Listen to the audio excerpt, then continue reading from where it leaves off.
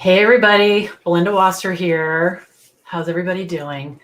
I love what we're about to do, which is to talk about being a virtual assistant.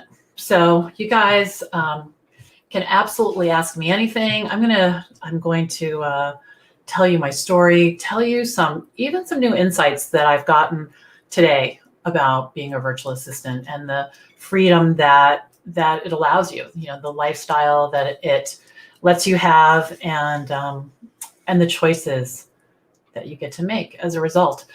So I can see people are coming on, which is awesome.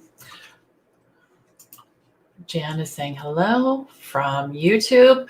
So we are streaming today from on multiple platforms. We're on YouTube. So if you're watching on YouTube, click that subscribe button so you'll be notified when I go live again. We're also streaming on Periscope, and we're in multiple places on Facebook. So wherever you are, if you're watching live, I'd love to have you drop something in the comments. Let me know where you're coming in from. Let me know where you are in your journey to being a virtual assistant. And for those of you who are watching the replay, if you have a question or a comment, please tag me, and I'll be happy to circle back around and answer your question. So, all right, I'm going to get the comments up. And it looks like more and more people are joining. It's just 1 minute after, so I'm going to wait another minute. It's a cold day here in Connecticut. I have to tell you, there's snow flurries. So I have my tea and my special VA Connection mug, which I'm probably going to drink faster than this hour. All right. So, all right. Thank you, everyone, for joining us. Let's jump in. So all comments, all questions are welcome. I want to really get to the questions, the answers to the questions that are on your mind about being a virtual assistant. And I'm going to start by telling you my story, because we have so many new people that are joining all the time. And here's somebody from Cleveland, Ohio. Hello, hello, hello. I'm in the very beginning stages of my VA business. Congratulations. That's awesome. Okay, so let me dive in. Okay, so here's somebody. Hello, Belinda. I'm looking forward to this. I've been struggling with imposter syndrome for a long time, but I'm finally showing up here. Yay. My question is about niching. I had a creative social director sector background with varied skills. Should I start off with 1 to 2 services and focus on a niche? Okay, so all right, I'm gonna answer that. All right, this is great. So just really questions, pour them in, and I promise we'll answer all of them. So this is my daughter, Emily, here, and me 10 years ago when I started my virtual assistant business. And I did not start my business in the most ideal time. I was in the middle of huge life changes. I was getting divorced. I hadn't paid my mortgage for well over a year. I had mountains of debt, just totally crushing. And I felt, you know, I felt sort of at everybody else's mercy. You know, I felt like everyone else was getting to make the choices in my life, because, you know, I had to find a new place to live. I had to figure out how I was going to make money. I had all this debt, and, you know, I even got to the point where I stopped answering my cell phone. I don't know if you've ever been in debt, but the phone rings all the time, and it's people nicely, but still, you know, asking you when the next payment's going to be made, And because I didn't have steady income coming in, it was very difficult. It was difficult to have those conversations. And as someone who had never been in that situation before, and who was always in integrity about my bills and, you know, my expenses, it just felt horrible, because I wasn't in control. So how my journey started was, well, in this mess, like I said, getting divorced, single mom.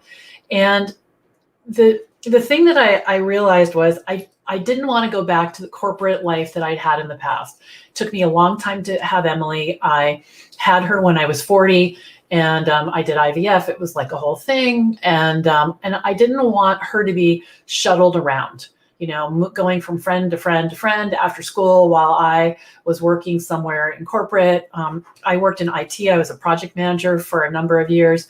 And any of you who've been in IT, you know, it's the kind of situation where Back then we had beepers and cell phones on our waist, on a little carabiner thing. And I was always on call. I was always on call. And not only being a mom was that an issue, but being a single mom, it's not like if the server goes down at 8 o'clock, I can just, jump in the car and drive to work. I couldn't do that. I didn't want that lifestyle. So I knew that I had to figure out some way of making money and still being at home. In the past, I'd been a secretary and an admin, and I really liked that kind of work. I felt like I felt comfortable doing it. I felt competent doing it when I did it, as for a salary. I didn't know how much I could make from home. I didn't know how that was going to be viewed by, clients and stuff. So I started out in the beginning, I was temping. And just to kind of get my legs under me a little bit, and not a lot of money, but just a flow of money, a little bit.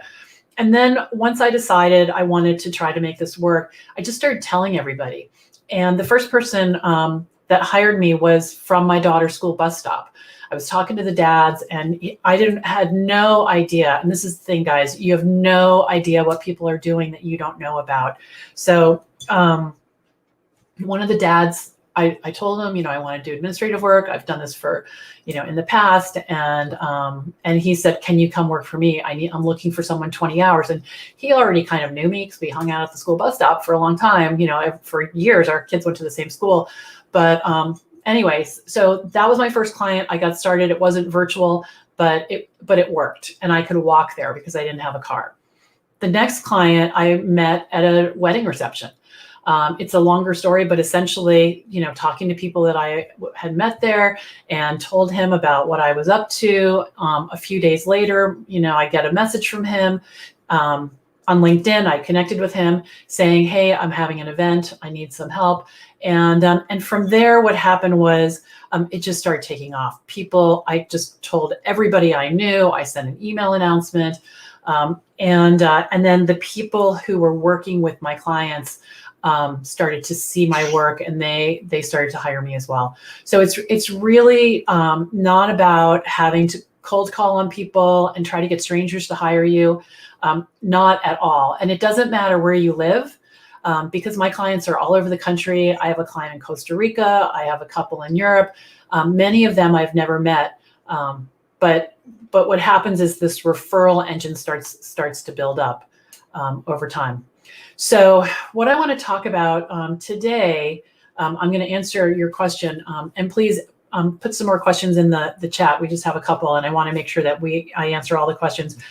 So today I woke up and I looked at my phone, which is probably a bad habit, but that's what I do when I'm waking up in the morning. I look at my phone, and I look at my email, and I look in the Facebook group. Those are the two first places that I look. And when I was looking at the Virtual Assistant Connection Facebook group, I was struck by there were two posts, and they had a lot of comments, and it was about people struggling to get started as a virtual assistant. And so I ended up posting something and making it an announcement in the Virtual Assistant group to let everybody know about today, because I don't want you to struggle. I don't want you to have to try to figure it out on your own. There are a lot of avenues for finding information. One of them is in a call like this. We do this at least once a month. We also have webinars every week. We have a webinar on a different topic, and you can ask all the questions you want. They're very interactive. If you look at the unit section at the top of our Facebook group, there's about 130 videos on very specific topics about being a virtual assistant. It's in the Rocket Girl Show section.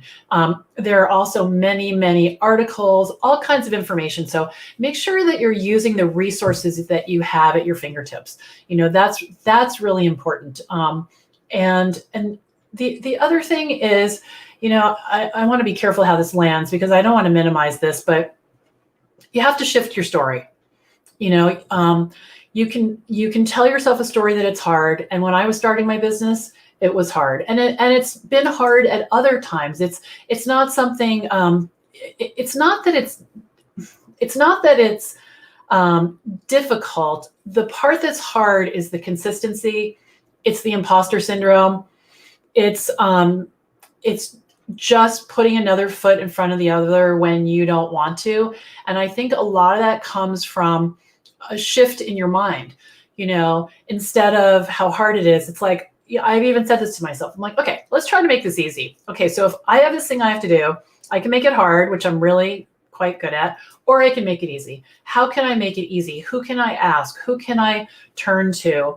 How can I connect? And like I said, there's lots of information there. And Michelle is saying the Rocket Girl videos literally helped us kick off our business strong. Thank you, Michelle. Yeah, there's a ton of information that I've spent a lot of time developing, strictly so that you can figure this out. Okay, so that's sort of the scoop. I have more to say, but I'm going to jump into this first question. Okay, so the whole idea. Okay, all right. So imposter syndrome. So let's talk about that. Okay, being a virtual assistant, and I should probably have had this slide so I could look at it, but it's essentially providing administrative, graphic, or technical support to clients. Usually virtually, and typically from home, and you have more than one client at a time. So what that means is almost any skill that you have, you can do it as a virtual assistant. So when I started out, my very first things that I did for the dad at the bus stop, I paid his bills. It wasn't even some big system that was set up. I paid his bills. I went through his email. I drove to the Apple store with his credit card. I bought some computers. It's really, in a lot of ways, being a second set of hands. Now, there are absolutely virtual assistants that do very high-tech stuff. They're running, like an OBM, online business manager. They're running launches and doing all kinds of stuff. And I have had clients and I've learned how to do that. But the huge majority of the clients that I have, I don't do anything like that. I do their email newsletters, not the writing. I do the putting it into MailChimp or Constant Contact or Infusionsoft or whatever their tool is. And I do PowerPoint presentations. I do scheduling. A lot of people need low tech, commonsensical support. So I want you to think about that when you're hitting imposter syndrome. The things that we do are easy for us. They're not easy for everyone. Like literally, I can pull together a newsletter in a very short amount of time, send it to a client, get a test going. And I remember meeting one of my clients in person after we worked together for a long time. And she said, she was telling someone about my work, which was really nice, someone who ended up hiring me. And what she said was, if I did my email newsletters myself, it would take a whole day and it would end with me crying. On the other hand, I do it. It's so easy for me. I can see it. I've done it a million times. The first few times were hard, but I invested the time and figured it out. And then, now she pays me for an hour and 15 minutes. It's put on her website. It's put everywhere. And these are skills that I learned a little at a time. When I started out, I had a very strong ability to figure stuff out. Absolutely. That's always been a sort of secret power that probably most of us have. So also think about that when you're thinking about imposter syndrome. And then, I knew Office, barely. When my first client said to me, can you help me with PowerPoint? I said, you bet. And then I put myself in the car and I went to Barnes & Noble and I bought PowerPoint for Dummies. I looked around, saw what I needed to do, figured it out, and then charged her for the time to actually do it. So there's a lot of that when you're starting up, and then you get a good amount of information and knowledge inside of you that you start to feel more and more confident. And I learn new things every day. Every single day. So there's no done here. And that's good because it makes it exciting, I think, to be learning new things all the time. All right, so let's talk about the niche. Okay. So when you're first starting out, unless you have a ton of contacts in a specific niche, like let's say you worked at a wedding dress designer and you had a network of 200 wedding planners. If you wanted to be a VA to wedding planners and you have all these people and relationships with them, that makes total sense. However, if you don't have that kind of network to get clients, I think it's much better to go broad with your services and wide in who you offer them to.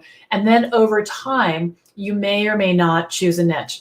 Now, there is I can't think of the word. Let's say a myth. There is a myth that when you choose a niche, you get to charge higher prices. And that I have not found that to be true at all. My niche is solar professionals. And so that's people who work on their own. And I have financial planners, nutritionists, marketing coaches, all kinds of business owners doing all kinds of stuff. The niche is really sort of general admin support and business operational, like process stuff is what I mostly do. But that just sort of happened naturally over time. And then as I learn new skills, people come to me for those new skills. It's kind of a little eerie. So when I started the VA Connection, the platform that I decided to use to house not the Facebook community, but the courses and all of that was Kajabi. And I didn't know Kajabi at all. In fact, it was very frustrating. And then let me show you this. This will make you maybe laugh. It's kind of funny. So I have a laptop sitting next to me.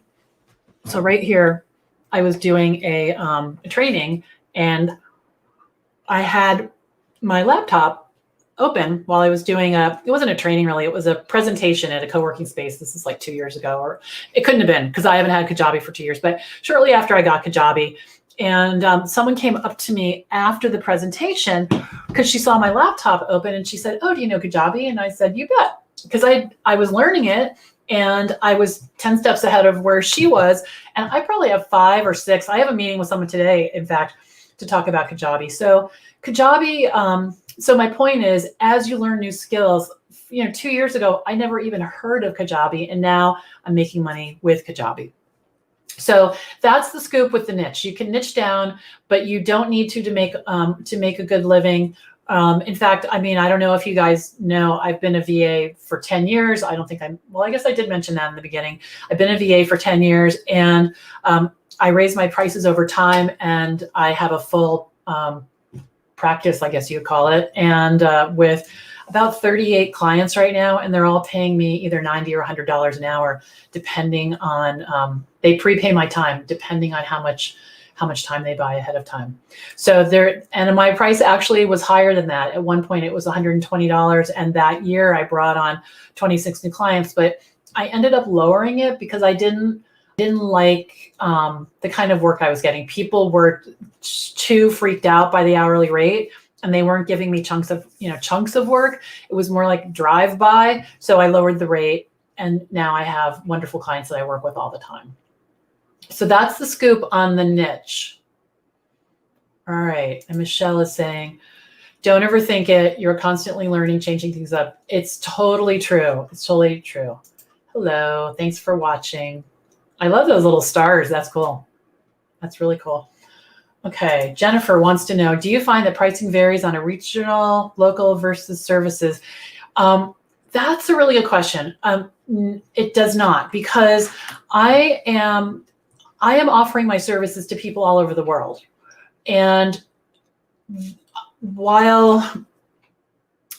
so it's really about what I decide my prices are. I have had local clients for sure. And I've also had clients that are really all over the country. So it really just depends on what you want to charge. And it has zero to do with where you live. Absolutely zero. And it could be that you live in a part of the country that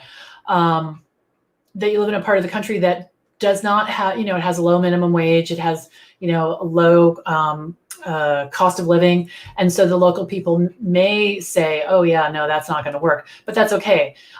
Because you can get clients all over the place. So no, that, it doesn't matter at all. And people have said to me, that my pricing is high. This was kind of a funny story. I was meeting with 3 different people. So potential clients get on my calendar. I use Acuity, and I've got a link on the bottom of my website. It also is on, my email signature. It goes out on my newsletter, all over the place. And they get on my calendar. And a woman said to me, after we talked for 30 minutes and about, what we could do and how we might work together. And she asked me about my pricing, and I told her how it worked. And she said, that's on the high end. And then I said, you're right. But I didn't change my pricing, and I didn't try to negotiate or explain anything. I said, you're right, because she is right. It is on the high end. And we didn't decide to work together, but that's totally fine, because those discovery calls are about finding a good fit. And she wasn't a good fit. And it's funny because I had a discovery call with somebody a couple of weeks ago, and I was pretty sure that I wasn't sure that I wasn't a good fit for her, but I wasn't sure that, let me put that back around. I wasn't sure that she was ready to work with a virtual assistant. She wanted to think about it. And yesterday she bought a debit card and 10 hours and we're ready to go. So you never really know where those clients are going to come from. The key is just to spread the word all the time, just to keep spreading the word. All right, so let's see. These are great questions, you guys. Do you have one flat rate price for everything, like newsletters and websites? I do. So this is how my pricing works. People prepay my time in 5 or 10 hour chunks. My business is called Rocket Girl Solutions, and I call this the Rocket Girl debit card. It's not really a debit card. It's sort of a virtual debit card. And what they do is, like this woman yesterday, she bought 10 hours. And, we'll work together today, and however much time, we use, I subtract it from her 10 hours, and that's how much she has left. Every Monday morning, I send an email out to all my clients, letting them know how much time they have left, with a link to buy more time. So I'm not invoicing. I don't have contracts and all kinds of things like that. As long as they have time, they're a client, and they can send me work. It works really well. I did that for a lot of reasons. Mostly is that I do project-based work, but the client rarely knows all the details of the project. I don't really want to try to figure out what I'm going to do before they pay me, because then I'm working ahead of time. So I just make it really simple, really simple. Okay. I think in some cases, or in a lot of cases, niches can make you more money. By niche, I specifically mean going into one area of expertise, say social media management or web design. If you do one of those, you could charge multiple thousands per client and do monthly retainers. Of course, it depends on what you do. Absolutely, you can do that. You just want to make sure that you have enough clients to support the niche, because I think in the beginning, you want to take on as much different kinds of work as you can, not doing anything that you don't want to do, or not doing not doing anything that you are not interested in. Like, I know QuickBooks like nobody's business, but I'm not going to do it with my clients. I just don't want to. So that's not on my services page. But I think trying different things out, different pricing models, it took me a little while to get to the way that worked for me. But I have found that doing it I don't think it's the niche that determines how much you can make, because for the last 10 years, I've made over $100,000 easily every year. So I don't think that was because of the niche. I just think it's because I got clear about my pricing. But yes, I think, social media, I do that as well. Web design for sure. Okay. If you could recommend one thing only, what would you consider the most important thing for new VAs to do with getting their business going? I think the number one thing is to get clients in the door as fast as possible. And I think the reason for that is, once you have clients, you'll figure it out. So when I first started out, I kept my notes in notebooks, and that worked until it didn't. And when I had a certain number of clients, I thought, oh yeah, this is not working. So then I moved to Asana. I didn't know how to accept payments in the beginning, 10 years ago. So, don't judge me. I was getting checks in the mail, and that started to not work. And so I looked at PayPal and Stripe. I actually used Square for a while, Square Payments.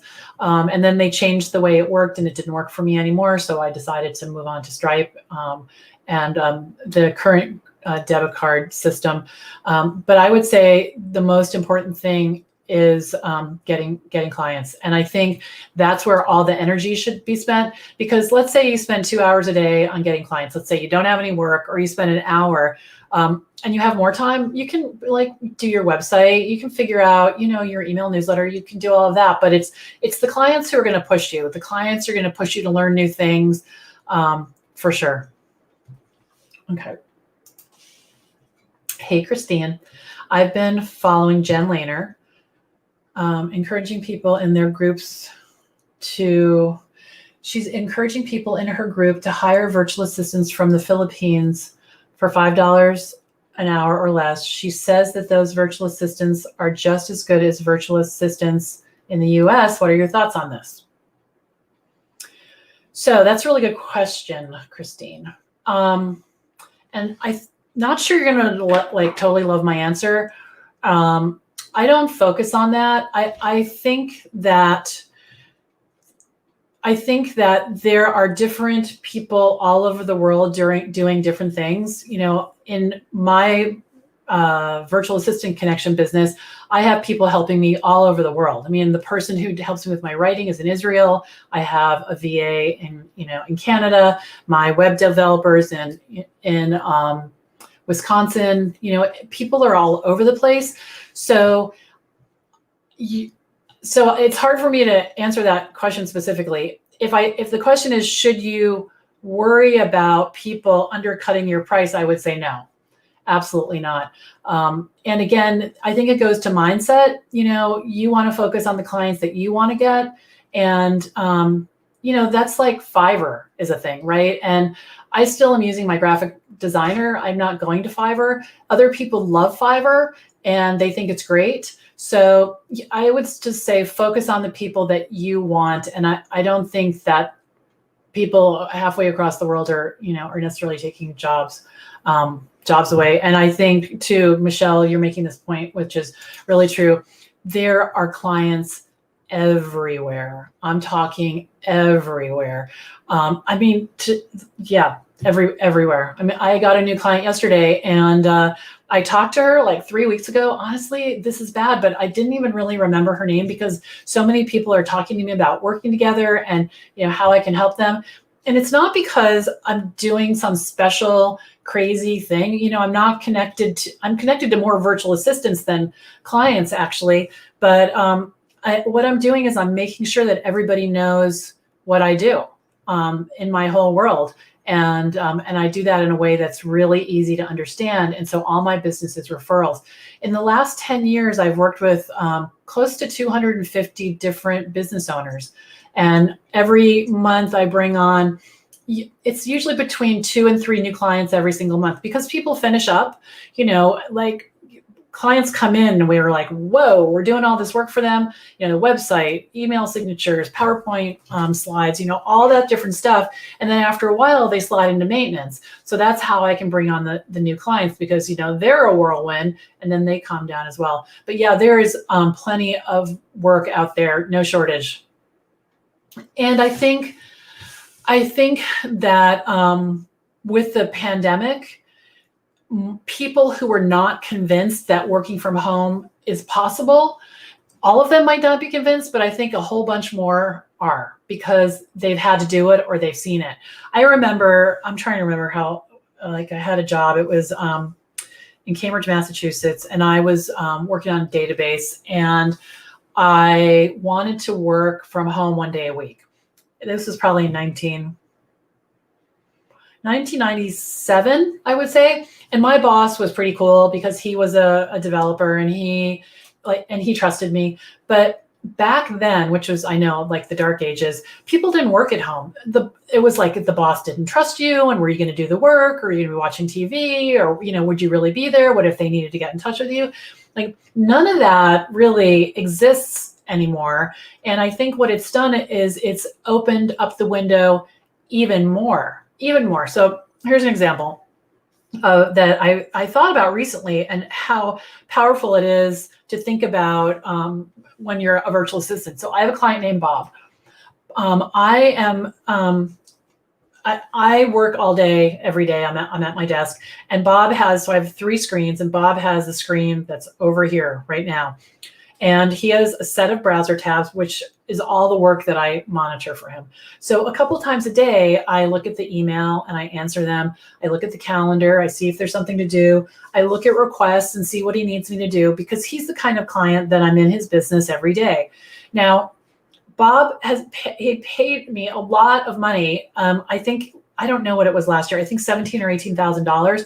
However, the benefit of him is to have a highly experienced virtual assistant like full time, because the longest he ever has to wait for me is like an hour or two. It's like I'm outside of his door. And think about the benefit for so many people to have that kind of experience where, they get the help they need, within a reasonable amount of time and without having to employ me and to pay benefits and all that different stuff. All right, so how do you know if a new client or like one more client won't be too many hours? That's a really good question. I for the most part, I don't have many clients that need me for many hours a week. A lot of them, it's, an email newsletter here or, here or there. And I've always erred on the side of taking like too much work, because what happens is people say they're going to need you for 10 hours a week, which, well, they actually don't say that to me very often, but they're very excited. We're going to do this thing. It's really good. I'm going to need you. We're going to do it. And then there's always a piece where they need to provide something, like they want you to create a sales page and you say, great, okay, I need the words. Sometimes they go away for 6 months. So I've never been in a situation, that's not true. I have been in a situation where there was too much work. And then what I do is I start to manage expectations. And sometimes I put in extra time because, we work for ourselves. If I put an extra 5 hours in a week, or 3 hours on a Saturday morning, that's $300, so I weigh that out as well. And so I think that if you err on the side of too much and you manage the expectations of the clients, I think it will work out. And there have been times when I've been at felt like I was at a maximum and I just don't take any new clients on. What I've done is I've said to them, if they're all ready to roll and want to get started, I'll say, I can start with you in 2 weeks. If you want to buy time with me now, and we'll just start and we'll pick a date, and in 2 weeks I'll meet with you and we'll get started. And that's usually enough time to sort things out. Yeah, I hope that answered your question. All right, and then how would you get the first client? Okay, so there's a couple of things about this. The first thing is you want to be really clear about how you talk about your work. And if you go to the Facebook group, at the top, there is, in the announcement section, there is a video called How to Get Amazing Clients. Watch that, because I explain it in detail. So the first thing is to be able to talk about your work. And then the second thing is to literally tell everybody you know. Email them, call them, have virtual lunch with them, set up informational interviews. There's a whole article and a Rocket Girl show on informational interviews, how to spread the word. So that's really it. There's no secret way to go on LinkedIn and, you make a post about why being a virtual assistant is so great and why you can save people time. I think that's much too passive. I think it has to be, there's a place for that, and it's fine because you're staying in touch, you're staying in front of people. But I think it's more of a verb kind of a word, like letting people know. And it's scary, and maybe you just let a couple people know a day, that's fine too. Shoot them an email. Hey, I just started this new business. I want you to know about it. Not to sell them. Let me give you an example. I've been using this a lot lately, so sorry if I'm a broken record. I love my dentist. I totally love him. He's really good. I like how he runs his business. I like his hygienist. I have had a history of not liking my dentist. And I've been going to him now for, 6 or 7 years. And I'm not a wreck when I go there. I'm not feeling like I don't want to go there. It's just like all that anxiety is gone because I love him. I respect him. I refer him all the time. When you're a virtual assistant, or really any business owner, if you can get clear about what you say when you're telling people about your business, and I'll tell you what I say, people will remember. And when they're sitting talking to a friend or their cousin or whoever, and they say to them, I need a new dentist. Do you have a dentist? I need a new virtual assistant. I need someone to help me with XYZ. And they'll say, oh yeah, I know somebody. You should call Belinda. And that's exactly how the new client that I got yesterday came to me. Somebody I've known since I moved here. I've stayed in touch with her. She gets my newsletter. I get hers. Every once in a while we'll bounce an idea off of each other, but we're not friends. I'm not having dinner with her. If I saw her, I'd cross the street and say hi. And she certainly would recognize me across the street. And she knows what I do. And so she told this new client about me, and that's how that works. So that's how you get your first client. Absolutely. All right, you guys, what other questions do you have? What other questions?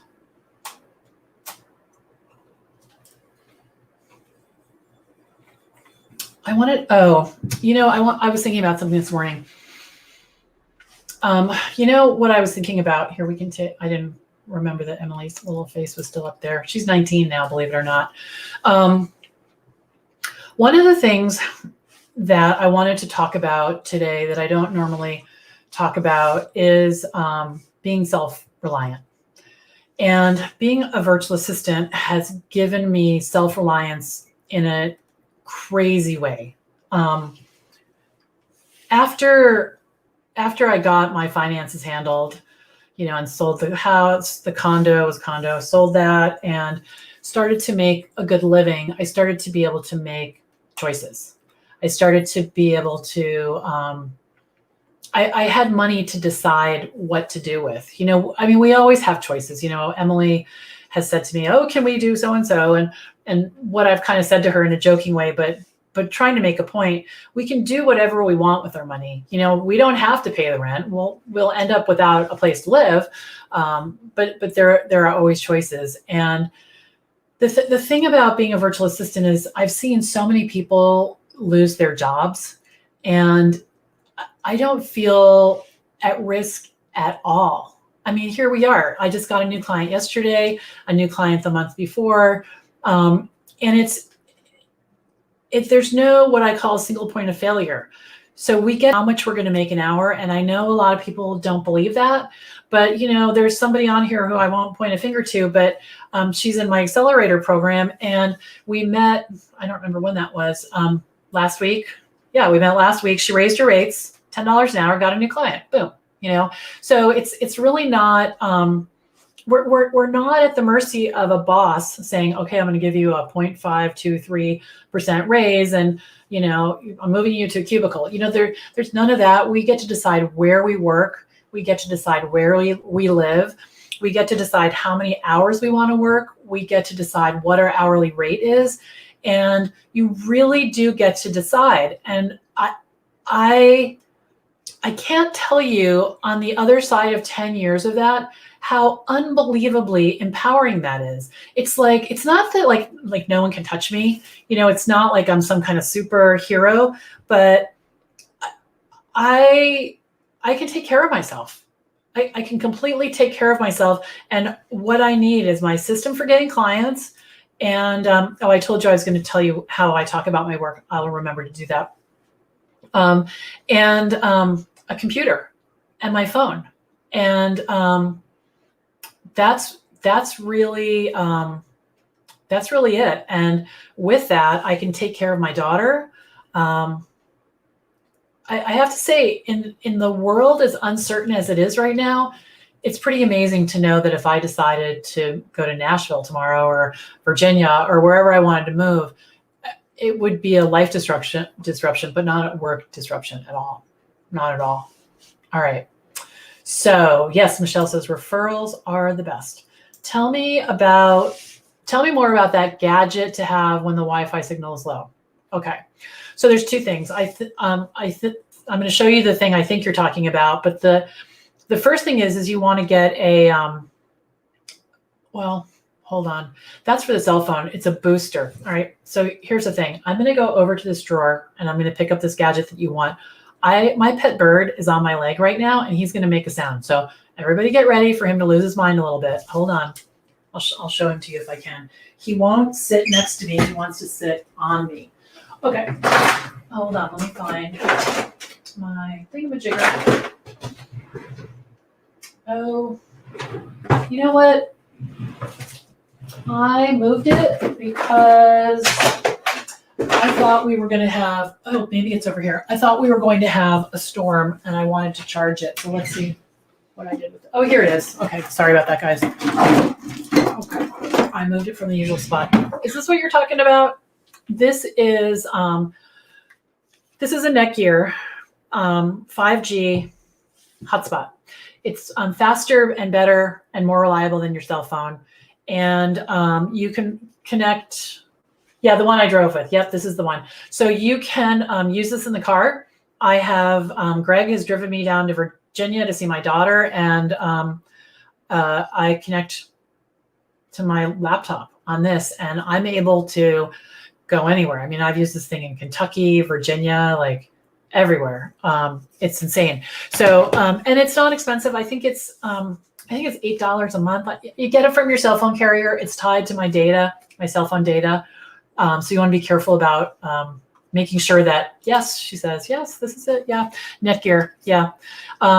So what I do is when I think we might lose power is I charge this sucker and charge my laptops and my phones and all my stuff. And then if we lose power, this is good for like 24 hours and I can connect right to my laptop. I actually can connect my desktop too. I have done that where I've connected my desktop. And it's good because even though I might not be able to do a ton of work, you know, if the power's out, my computer's out, but I can at least on my laptop let my clients know what the status is, you know, what's going on. So that's good. And Michelle says, where do you get that? Verizon or Best Buy? Yeah, Verizon or AT&T, T-Mobile. You get it from your carrier. It's a cell phone thing. Michelle says, I have MiFi. Yeah. So that's the thing. All right. So we have some more time. You guys have any more questions? Have some more tea?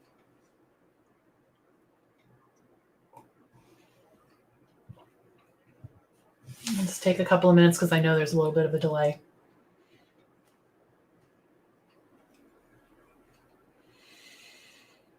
So, yeah, I wonder. So I don't know what all of your names are in here because what happens is I'm streaming on StreamYard, and if you don't give StreamYard permission, it doesn't show your name. It shows Facebook user. So I'm not sure if a lot of you guys are just starting out. I know one of the Facebook users in the beginning said yes. Yes.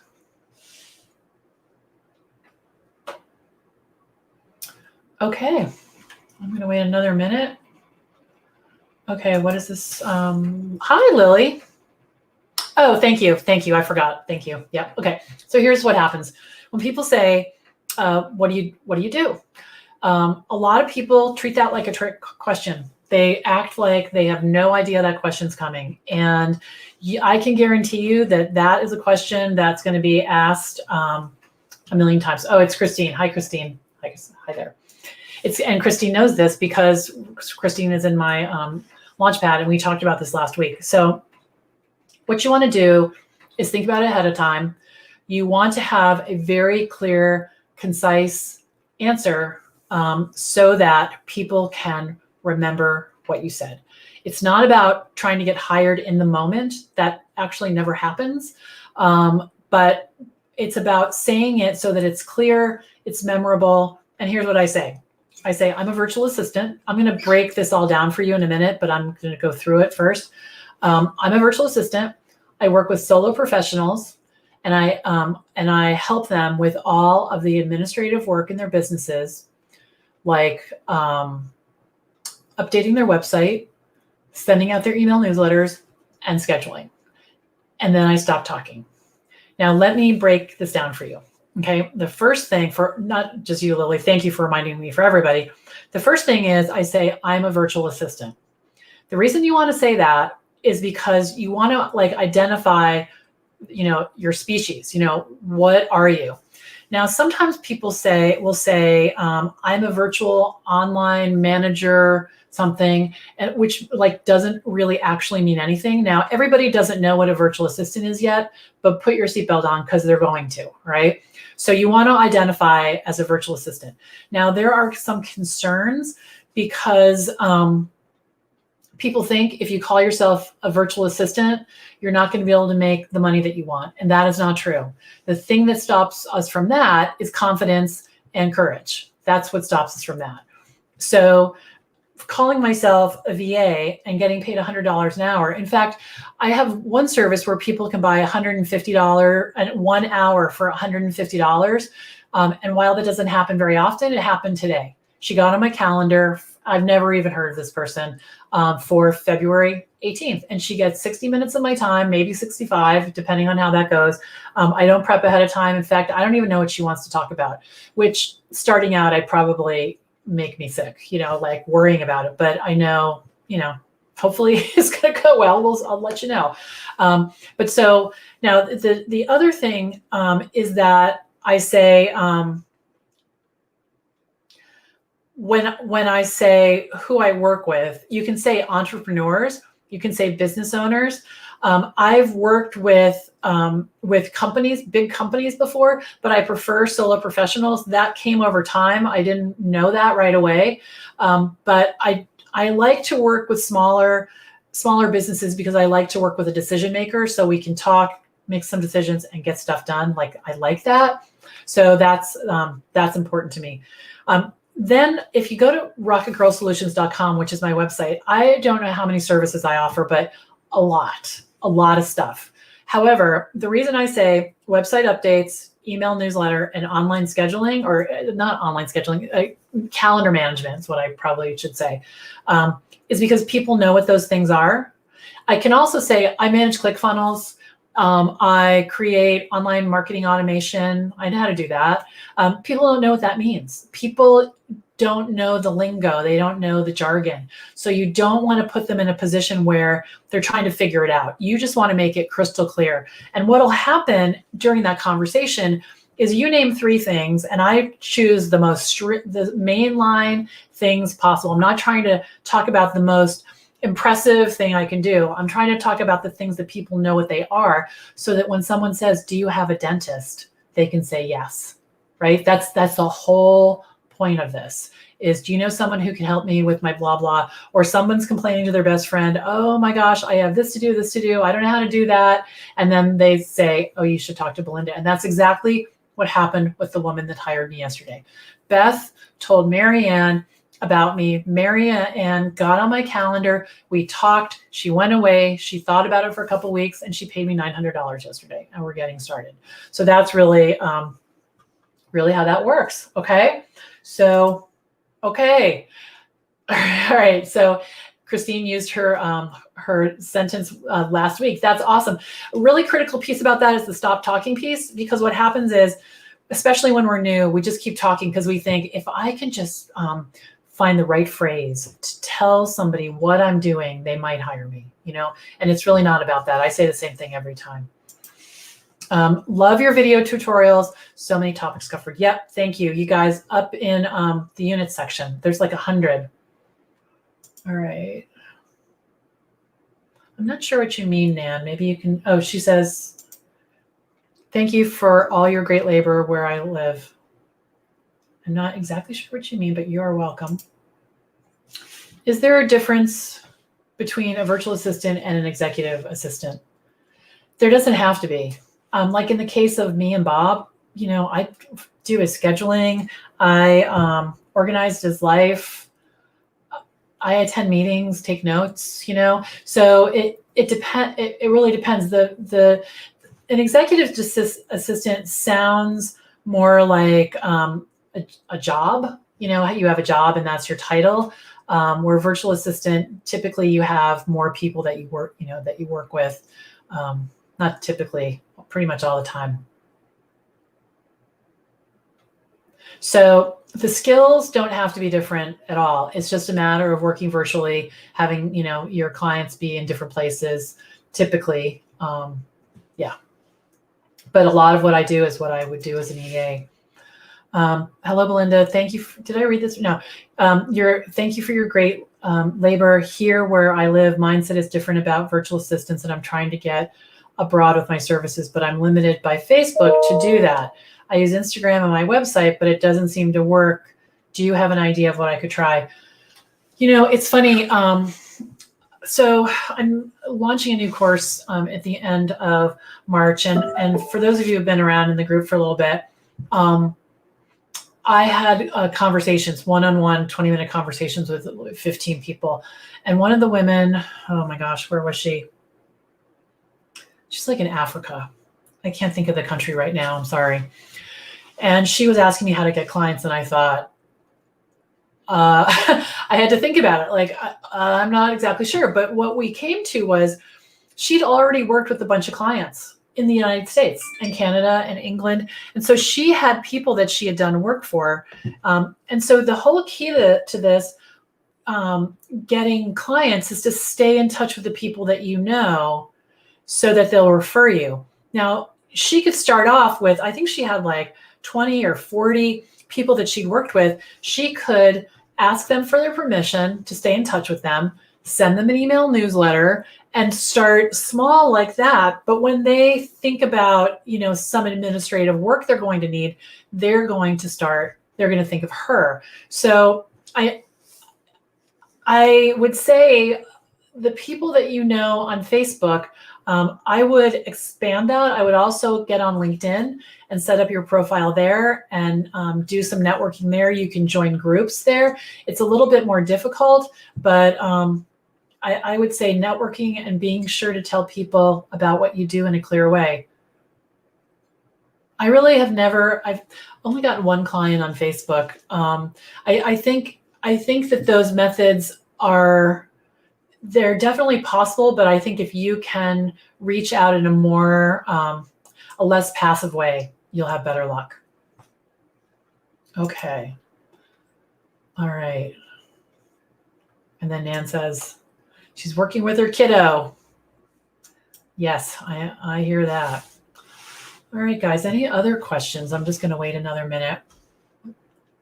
These have been great. I'm just going to scroll up and make sure that I've answered them all. Awesome. So you guys, I'm sorry. I'm not sorry. I was sorry this morning when I saw the post in the Facebook group and somebody was talking about a pyramid scheme, and I didn't really read deeply into that, but I have to say there's nothing pyramid scheme about this. I work for myself. I decide how much I charge. I pay myself, so there's nobody in a pyramid scheme above me. Christine Thomas. Yeah, that's a really good point. There are a ton of free networking groups out there that are meeting online due to COVID. And so here's how you manage that. Okay, so when I first moved to Connecticut, I had no friends. I moved here with Emily. I moved in with Greg, and I didn't have a bunch of friends. So what I did was I went to some networking groups. And then when I went there and I saw people I liked, I got to know them. I made the effort. So I emailed them, asked them to meet on Zoom or back before COVID, in person. And because of COVID, you can get involved in networking groups all over the country. It's not about how far do you need to drive to get there. So it's much more wide open than it's ever been. And that's what I would do, go and go to, sorry, I'm just reading the comments.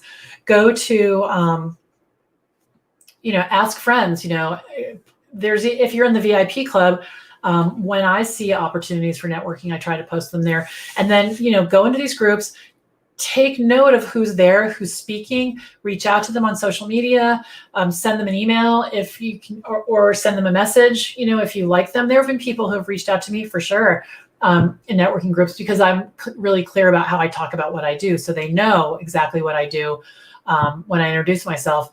And then, make a list and have virtual coffee with one a week. Okay. Yeah, Shyla says, yes, I was very sad to see that post. Yes, the post this morning in the group. Yeah, I don't want you guys to suffer through this. It's not easy, but you can do it. You can totally do it. And Michelle says, depending on your town, the Chamber of Commerce is a good idea also for networking. Yep, I'm in a super small town, so that's an option. I'll be doing just to get my name around. Yeah, absolutely. Absolutely. Because the thing is that as you explain to other people that you work virtually, there's no reason why local people won't promote you to, people in other states because you're, because they can. That you really have a lot of leverage, since you're working virtually. That's awesome. Yeah. Anyway, I call it sprinkling, and you can look in the videos and the units for videos on sprinkling. It's really sort of like confetti. I'm just like throwing myself here and there, everywhere, and trying to get the word out. Definitely just trying to get the word out. The school bus stop. Seriously, I told these two dads. One of them's a neurologist. The other one, I had no idea. I thought he had a job, and they're like, "What's new?" I said, "Oh, I'm going to start working, doing admin work. I'm going to stay at home, blah, blah, blah." I didn't have it down what I was saying at all. And he's like, "Oh, I would love to have you help me." Yeah, great. And before you know it, the next day I'm sitting, in his office over his garage, working 20 hours a week and getting paid. So it was terrific. Yeah. And then a wedding reception. You wouldn't believe the places that I've gotten clients. So somebody has a quick question. All right, shoot me with a quick question. I have gone to parties and talked to, you go to a party, it's like, "Oh, how do you know whoever's the host of the party?" Start talking, "Oh, really? So tell me a little bit about your work." And then they tell me about their wife. Turns out I used to work with the wife. The wife quit her job where I was with her. And she went out on her own, and she's a client. It's like 1 to 2 degrees of separation when you just keep spreading it around. Just keep spreading it around. All right, tell me what your question is. You're probably furiously typing. I will wait for sure, but you never know. And I don't spend a lot of time trying to figure it out. I'm just everywhere, so I'll send a handwritten note. Here we go.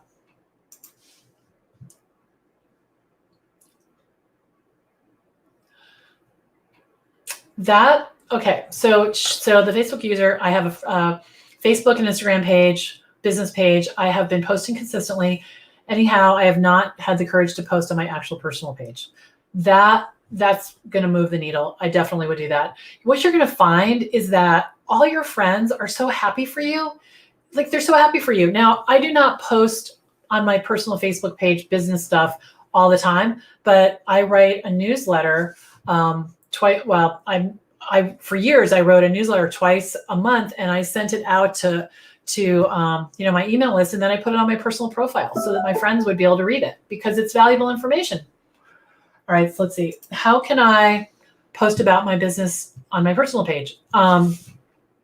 Just write an announcement. "Hey friends, I'm really excited to launch my new business. Here's my website, or here's my LinkedIn profile, or here's something." Put a picture up and watch the comments because it's going to be a lot of fun. Lily, "I would like to announce my business launch to my Facebook friends and family, as well as an email announcements. Your thoughts?" Yes. Yes, yes, yes, yes, yes. Now, make sure that, so here's where you want to be careful. And this is, you want to make sure that it's an opt-in list. So either what you can do is go connect with everybody that you know on LinkedIn, and then one at a time you can message them. It takes time, but believe me, it is so worth it. "Hey, I'm starting a new business. I want to send you an announcement. Can I have your email address?" Just do that like 20 times a day, all in a row, and not too fast because you don't want LinkedIn to think you're a bot. But just keep asking people all the time, and then stay in touch with them. So yeah, that's how I started my business. Absolutely. Absolutely. Put it on Facebook. It's so fun because people are so excited for you. No one's going to be like, "Oh, what is she bugging me for?" They're like, "Yay, Lily, like, go," right? They are. All right. Nan says, "I do, but it doesn't work also on LinkedIn." Well, it's not going to get you clients. It's definitely not going to get you clients out of the door, out of the gate, but it does build, people seeing you, word of mouth. It definitely builds that. I'm not sure what to say. Okay, so, okay, hold on. I'm going to show you guys something. Let's see if I can pull this up really quick. Oops, let's see. Sorry, that's what I'm trying to pull up. I'm going to show you the actual announcement that I sent out 10 years ago. And you're going to when you see my brand, you're going to be like, whoa.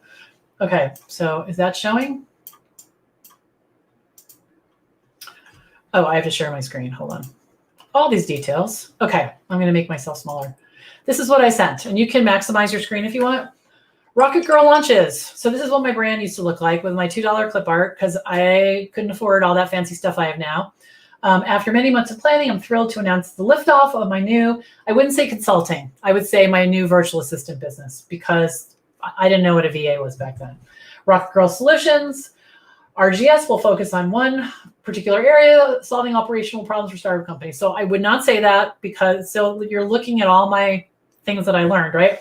So I would say helping entrepreneurs with the administrative tasks in their business, something like that. Please take a look at my website. Let me know your thoughts. And many thanks to all of you who have shared your ideas and encouragement during these last months of planning best. And then PS, watch your inbox for my newsletter, Rocket Fuel. Okay. So it's very simple. We tend to overthink this and make it a big deal. It's just like, hey, and that's it.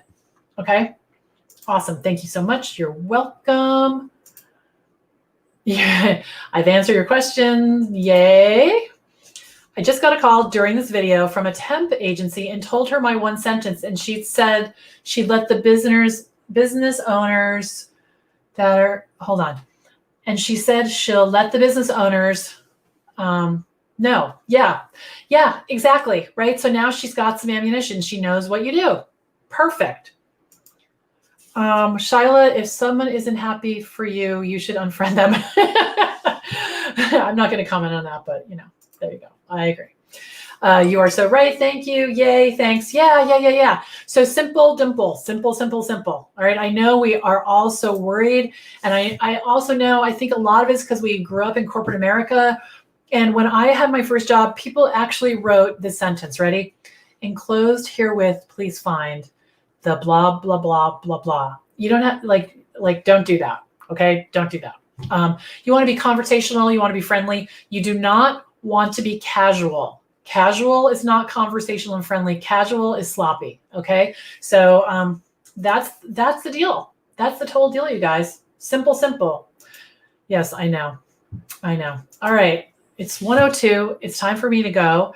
This has been fabulous. Thank you for coming. Thank you for all of your comments. I'm just going to pause for a minute here. I am going to tell you about something. I'm going to share my screen again. Hold on. Share my screen. Okay. I want to tell you about my VIP club really quickly. For those of you who don't know about it and they want more access to me, more access to, great to see you too, Lily. It's always great to see you. I hope you're going to come to the VIP party this week. I think it's this week. Yeah, it's this week. So if you want more access to me, more access to virtual assistants and people who are on the same journey as you, I invite you to join my VIP club. We have 2 live calls every month where you bring your questions. And man, I think that the members try to stump me. It's actually a lot of fun. 2 live calls, any question. We have a private Facebook group where I'm in there all day long, specifically answering questions, and the other members are as well. We have twice a year accountability challenges, which are so much fun. Oh my gosh, where it's a month long, you get points and prizes and people get stuff done. Really, really good. The Vault. Now, every week we do a weekly webinar. The replay is available for 24 hours. We do all kinds of topics. We've had close to 50 of them. After the 24 hours, they go into the vault and the door closes, except for the members of the VIP club. So they have all of these resources there at their fingertips. Also exclusive job opportunities. Often people come to me at least once a month, and often I know them and I post the job in the VIP club for the members so that they can have first dibs. And then the last thing that's a bonus right now is the Done For You email newsletter system, which is, it's a whole course on how to do newsletters for yourself, for your clients. And because I know the writing is really hard, there are 12 newsletters ready to go right in there. You just drop them into your template, add your picture. All the instructions are right there. And if you're a VA that's just starting out and you don't know a skill to offer, this is a really valuable one. I do tons and tons of newsletters for my clients, and it's nice because they come back every single month. And it's $35 a month. You can find more information by going to the vaconnection.com. You can click on programs, and it's right there, or you can just click / join the club and check it out. It's 1 month at a time if you want to do it that way, and you can check it out and leave at any time. So I'd love to have you. All right, let me check the comments again. Looks like we have a few here. Thanks for your time. You're welcome, Lily, Michelle. I love the VIP gang. They are our business family for sure. That's how I feel too. And Christine, VIP club is awesome. And of course, Belinda's always dropping gems, and training is great too. Thank you. Thank you guys. All right. Awesome. What do they say? Awesome sauce? Is that a thing? My daughter would probably die if she heard me say awesome sauce. All right, everybody. Have a great rest of your day. Thanks for coming. And if you're watching the replay, let me know your thoughts. Tag me, and I'll be happy to circle back around. All right. Bye, guys. Have a good day.